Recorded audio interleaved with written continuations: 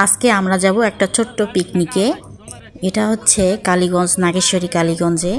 তো এখানে যে আমরা প্রজেক্টটা শুরু করেছি ভুট্টার 140 বিঘা, তো সেটা দেখার জন্য যাব। প্লাস আমাদের সবাই যারা শেয়ারে আছে তাদের সবারে ওয়াইফ সবাই সহ একটা পিকনিকের আয়োজন করা হয়েছে, তো সবাই সহ সেখানে যাচ্ছি।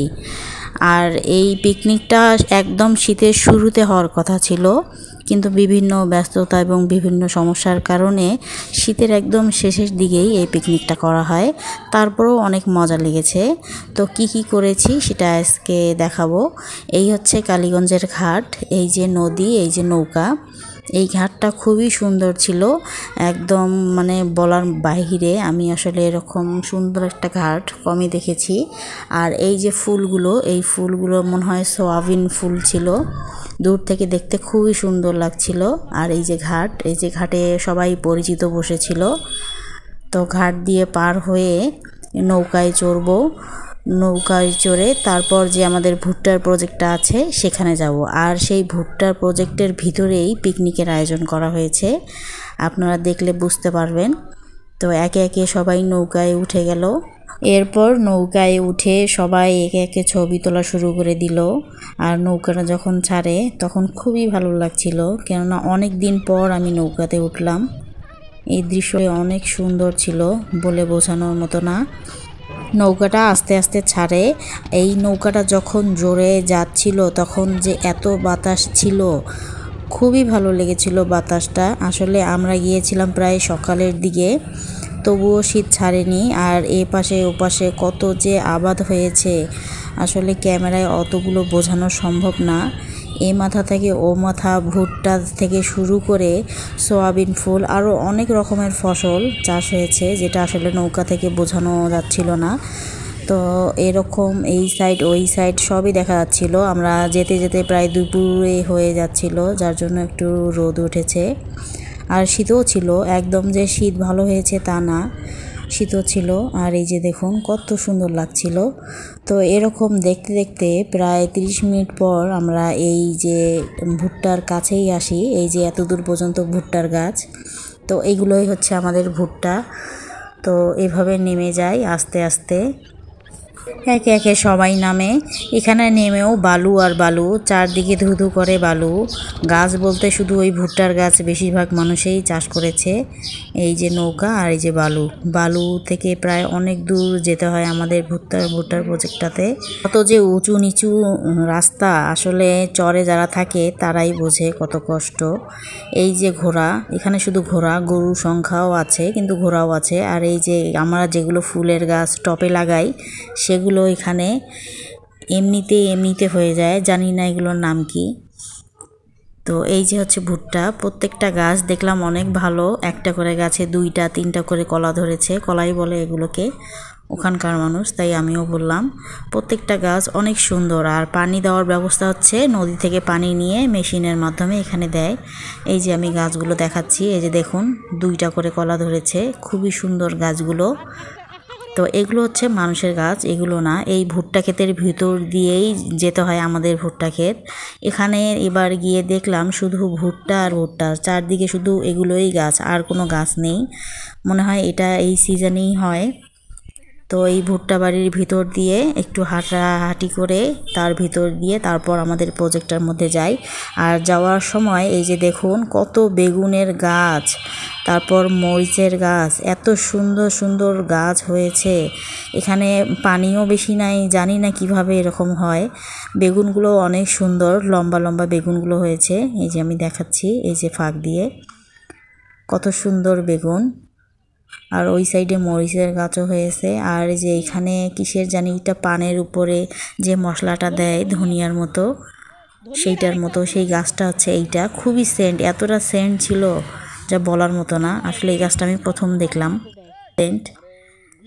এরপর এরকম করে হাঁটাহাঁটি করে এই সাইড ওই সাইড গিয়ে তারপর আমরা ভুট্টা যেখানে চাষ করে সেখানে যাই। আর এই যে দেখুন চরের বাড়িগুলো কীরকম হয়। আর তারা বেশিরভাগ গরু প্রিয় মানুষ, গরু থাকে তাদের বাড়ি, প্রত্যেকটা বাড়িতে। আর ঘোড়া থাকে, একটা না একটা ঘোড়া বাড়িতে থাকবেই। এই যে আমরা এই যে ভুট্টা বাড়ি, এই যে শুরু হয়ে গেল আমাদের ভুট্টা ক্ষেত। এই যে এগুলো হচ্ছে আমাদের ভুট্টা ক্ষেত। এই যে এগুলো, এই যে দেখুন আমাদেরও ভুট্টা ক্ষেতের ভুট্টাগুলো কত সুন্দর সুন্দর হয়েছে। একটা করে, দুইটা করে, তারপর তিনটা করে, একটা করে গাছে। এই যে দেখুন, এই যে কত সুন্দর হয়েছে। নিজের ভুট্টা ক্ষেত দেখতে আসলেই খুব ভালো লাগে। এই যে এরপর অনেক দূর হাঁটতে হয়, হাঁটতে হাঁটতে এই যে এগুলো আমাদের ভুট্টা। এই যে দুই পাশে ভুট্টার গাছ, আর মাঝখানে একটা পিকনিকের আয়োজন করেছে। এই যে সবাই ছিল, মানে আমরা যে শেয়ারের লোকগুলো ছিল, তারপর আশেপাশে যেসব ছেলেপেলে ছিল সবাইকে নিয়ে ছোট্টখাটো একটা পিকনিক, প্রায় 50 জন 60 জনের মতো এরকম। এখানে বাবুর্চি দিয়ে রান্না বান্না করা হয়, এখানেই সব খাওয়া দাওয়া।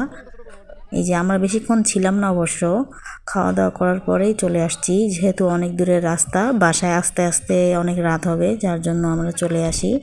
আর এই ভুট্টা খেতে একটা রুম করা হয়েছে, যারা ভুট্টা খেতে পানি দেয় বা দেখাশোনা করে তাদের আসলে থাকার জন্য। তাদের বাড়িও কাছাকাছি, ওই যে নদীর ওপারে। তারা এখানে আসে, একটু দেখাশোনা করে, রোদ থাকে যার জন্য আর কি ঘরের ভিতর থাকাটা তাদের জন্য অনেক ভালো। আর এই যে আমরা চেয়ার নিয়ে সবাই বাইরে বসে পড়ি। আর এর ফাঁকে আমি দেখছিলাম কি কি রান্না করা হয়েছে। এই যে এখানে পোলাও রান্না করা হয়েছে, এই যে পোলাও।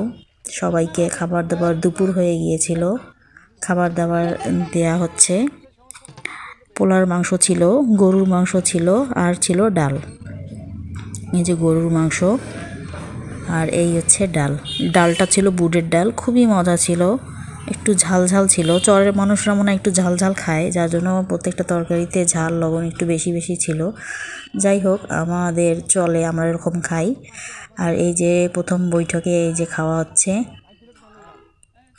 এই যে সবারে খাওয়া দাওয়া শেষ হওয়ার পরে শেষের দিকে আমরা বসি, আমরা যেগুলো মহিলারা ছিলাম সবাই বসে পড়ি। তো খাওয়া দাওয়া শেষে এই যে আড্ডা, কথাবার্তা, হাসি, এগুলো আসলে চলছিল। কথাবার্তা হওয়ার পরে আমরা একটু সামনের দিকে যাই, সামনের দিকে গিয়ে আবার একটু ছবি তুলি। ছবি তোলার পরে আমরা তারপর বাসার উদ্দেশ্যে রওনা দেই। এখানে একটা কথা বলি, আমরা যখন যাই তখন প্রায় 2 কিলোমিটারের মতো হেঁটে তারপর ঘাটপাড়ে পৌঁছাই। আসার সময় তো নৌকায় আসছিলাম, যার জন্য এত দূর রাস্তা বুঝতে পারিনি। আর যাওয়ার সময় কোনো নৌকা ছিল না, আমরা এক সাইড দিয়ে হাঁটতে থাকি, এতক্ষণ যে হাঁটা লাগছিল যা বলার বাইরে। পরে হাঁটতে হাঁটতে এই যে ঘাটপাড়ে আসি একটু বসে দেখছিলাম যে সবাই পারাপার কীরকম করে হচ্ছিল, কীরকম করে ঘাটপাড়ের টাকা নেয়। এই যে সবাই ঘাট পার হচ্ছে, তো এই দৃশ্য দেখে এরপর আমরা অটোতে চড়ে আবার বাড়ির উদ্দেশ্যে রওনা দিই। এরই ফাঁকে আমি একটা কাজ করেছি, আমি ভুট্টা ছিঁড়ে নিয়েছি। যদিও আমাকে নিষেধ করেছিল যে ভুট্টাগুলো ছোট ছোট, এখনও ছেঁড়া যাবে না। দেখুন কত বড় বড় ভুট্টা হয়েছে। বাসায় এসে আমি এই যে ভুট্টা খোলার পর দেখি এই যে ভিতরে এখনও সাদা সাদা পানি রয়েছে, কিন্তু আমি এই ভুট্টাটা পোড়া দিয়ে খেয়েছি, আমার কাছে ভীষণ মিষ্টি। আর ওখানে যারা দেখাশোনা করে তার এক মামা এই যে দুধ পিঠা আমাদের জন্য দিয়েছে। এই যে দুধ, এই পিঠাগুলো এখানে এভাবে তৈরি করে, খেতে খুবই মজা। এগুলোকে দুধ পিঠা বলে, ছাঁচের উপর তৈরি করে। তো ধন্যবাদ সবাইকে।